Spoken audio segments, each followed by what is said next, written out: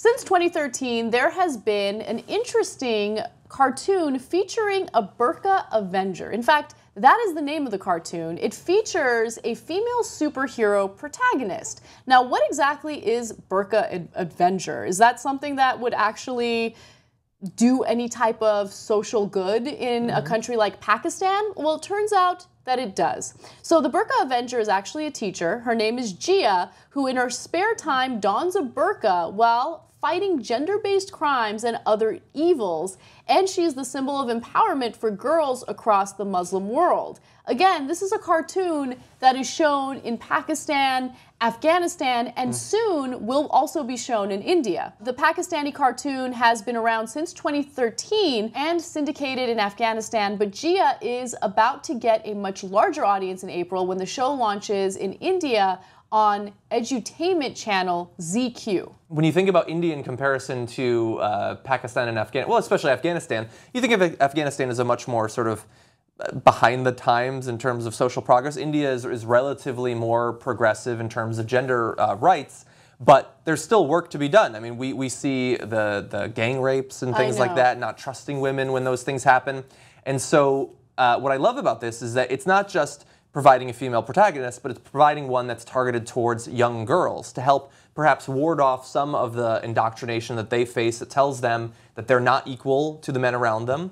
And I think that this long-term could do a lot of good for those communities. I agree with you because these are young kids who are watching this cartoon, and it does send a positive message, and it could lead to some sort of social change. But I'm also really impressed with the fact that this cartoon is even allowed to air, especially when you consider the issue of religious police and how, you know, Muslim religion plays a role in how women are treated in these countries. So it feels good to know that in terms of what's broadcasted on the televisions there, this type of content is allowed. And that makes me feel good. Now, when I first read this story, I thought that it was ironic that it's about female empowerment and it features a woman in a burqa. But they explained this a little more in reports. So the subjugating burqa, which Gia only wears at night to fight crime, is transformed into a symbol of empowerment as she fights villains with her own special martial arts using books and pens, not guns or swords, as her weapons. Well, that's awesome, and I get it sort of fits in with the fact that superheroes traditionally do obscure their identity, and I get all that. Now, I'm not going to lie. I'm not going to say that I think that outside of the context of the Burka Avenger, the burqa is actually a symbol of female empowerment. I mean, we've talked about it many times. I think that even when it's a choice to wear it, I think that there is incredible both explicit and implicit social pressure to do so.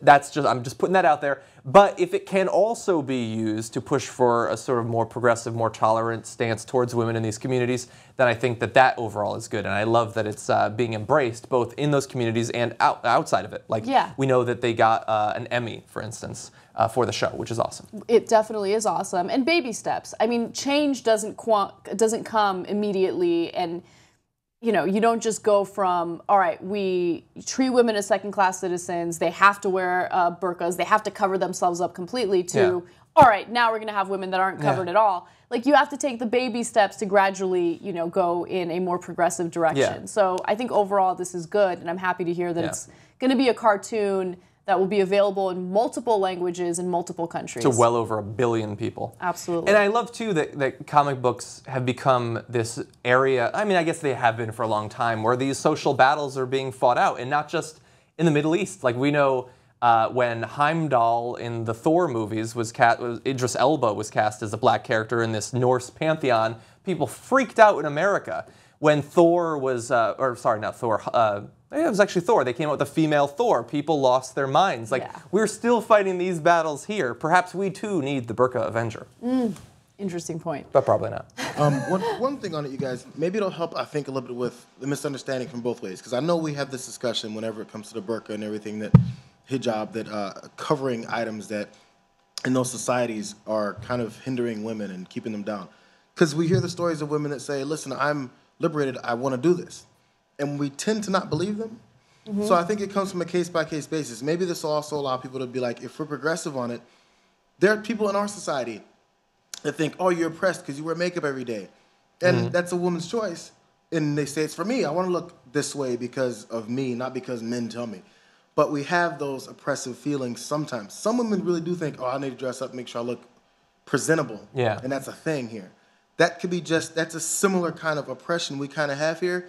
So I think there's women that are definitely oppressed there that probably don't want to dress that way. And there's some that dress that way and they do feel liberated from it because they don't feel they're being held down. That's just their own values. I think as long as we understand that and accept those points of views, then we'll be okay. Because I think both sides kind of need to meet in the middle. And maybe this is one of those things that educates everyone. Because it's hard to see it from our point of view because we don't live it either. Yeah, that's a good point. And you know, in the past, we have had these debates about burqas and whether or not women are genuinely choosing to wear them.